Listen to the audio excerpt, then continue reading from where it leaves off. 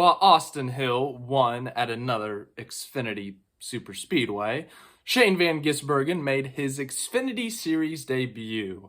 So yes, we're going to talk about SVG's Xfinity debut here on the channel. I wanted to do a race recap last night, but I was just feeling so tired and worn out and sick, so I opted to sleep and thought we would focus on this. I know a lot of people have watched my videos from Australia and New Zealand and care about SVG's NASCAR future, so I thought, why not give the people what they want? So we're going to talk about SVG's up and down day.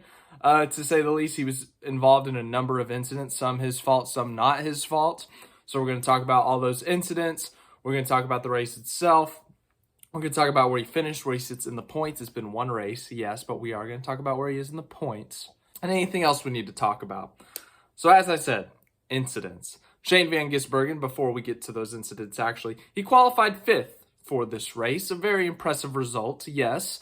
In a Kaulig racing car, Kaulig, a very competitive Xfinity team, usually really good at these super speedways as well. So no huge shock to see him up there in the top 5. I think it would have been a little surprising if he was on pole. But to see him top 5, top 10 in qualifying, as I said, Kaulig always brings a lot of speed to these super speedways, so not too big of a shock there. But in terms of the race itself, SVG early on got shuffled kind of back through the field. I was half watching, half working on my Daytona 500 recap, so I had my computer here, was working on things, and I'm looking up at the TV screen back on the computer, so I didn't catch everything in stage 1, but once the video was uploaded for my Daytona 500 recap, that's when I started watching, and of course, as I started watching, they were wrecking. And in this wreck was Shane Van Gisbergen. It was a typical super speedway crash. Someone hits someone at the wrong angle, someone goes up the track and wrecks, and in this case, SVG had nowhere to go. He was against the wall, there are cars to his inside, he can't do anything. You just kind of have to hold the wheel, brace for impact, and hope you don't have a lot of damage, and thankfully, SVG did not have a lot of damage. He had some, they had to clean some things up, put some tape on the car, and they made things better. But he was still competitive. He was still fine, but he was involved in his first incident. So then later on in the race, he was running top 15, top 20 the majority of the race. He even got into the top 10 for a bit there. And then later in the race, like much later, with about 25 or so to go, let's call it, SVG's running about 9th or 10th. There were 4 cars who stayed out on a different pit strategy, so SVG would have been 6th or 7th if it came down to it.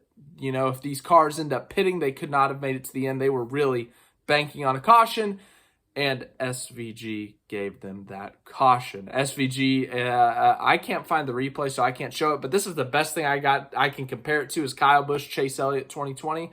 SVG just straight up misjudged it. Tried to fall in line with the cars on the top. He clips Jeb Burton. Jeb Burton goes spinning. Jeb Burton able to come back for SVG to take him out once again. As for this first incident, straight up, SVG messed up. He even admitted it in a post-race interview. Misjudged it, mistimed it, whatever it was. Look, you're going to make mistakes. This is why SVG, they are having him in the Xfinity Series in this developmental deal, is because they want him to develop. They want him to learn, to make these, dumb-ish, he's not a dumb driver, obviously, to make these bad mistakes in the Xfinity Series versus the Cup Series. So, straight up, it was an error on SVG's part. Once again, he admitted it. And then after he wrecked Jeb Burton, he himself went for a spin, and he made a great save. Once again, no replays online. They played the replay during the race, but I can't find it online to show you. He made a freaking terrific save. It was like that scene in Cars when Lightning McQueen is like sliding through the grass sideways and then he drifts and straightens it out. SVG literally did that. He did that exactly. It was very impressive. The car control was insane, but SVG did a great job controlling the car, not getting a lot of damage there. But yes, ultimately that second incident, he was fully at fault. He took out Jeb Burton, or he attempted to take out Jeb Burton on accident, once again on accident, and he did apologize for that incident, said he was really mad at himself, and that, he would apologize to Jeb, I think he said. And then once again, as I said earlier, he attempted to take out Jeb again. He just really hates Jeb Burton, apparently. So not actually, but it's just a coincidence. But there's another big wreck on the backstretch. SVG just piled into Jeb Burton, got a lot of damage in this crash. And ultimately, I thought that was his day done. The front end's all bent up, tires rubbing, just a lot of problems. He ended up going a lap down. He went a lap down a couple of times today or yesterday, whenever this race was. And he was able to get it back. He got the free pass, was able to get back on the lead lap. And he took advantage once again because he got his lap back because they started wrecking. And he was not involved in this wreck, but the fact that there was a wreck meant SVG, because he was not involved in the incident, got to get his lap back. And he took full advantage. Restarted with about 4-5 laps to go.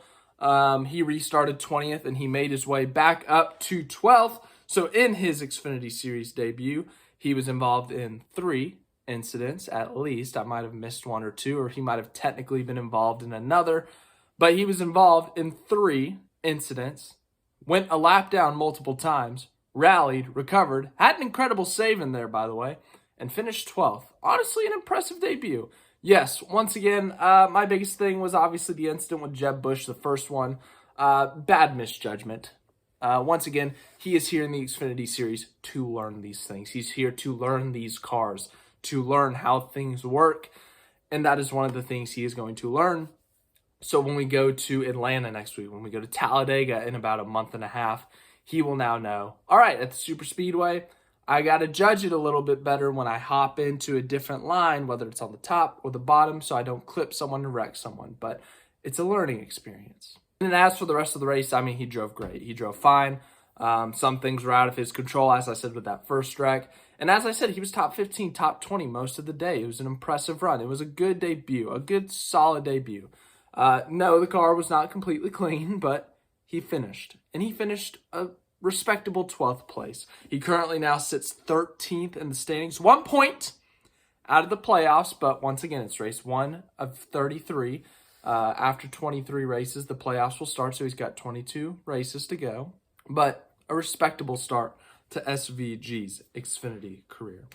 Some other big stories from this Xfinity race. As I said, Austin Hill wins yet again. He is big good, if that's the right way to put it, at these Xfinity races at the super speedways. Talladega, Daytona, Atlanta. He'll probably win next week at Atlanta, if we're being honest, to start out 2 for 2. So SVG's got another super speedway next week. I just now noticed that Parker Retzlaff finished 3rd and Jordan Anderson 4th. All right. And then also shout out to John Hunter Nemechek in 7th and AJ Allmendinger in 10th. Ran 800 miles today with the Daytona 500 in the Xfinity race. Finished top 10 in both. Extremely impressive by those two. So hats off to them. Round of applause for them. Good job, John Hunter. Good job, AJ. Natalie Decker led laps in this race.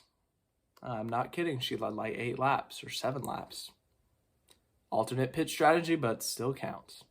Frankie Muniz made his debut, was involved in a wreck, finished 33rd. Other than that, not much else. BJ McLeod 15th. Get loud from McLeod.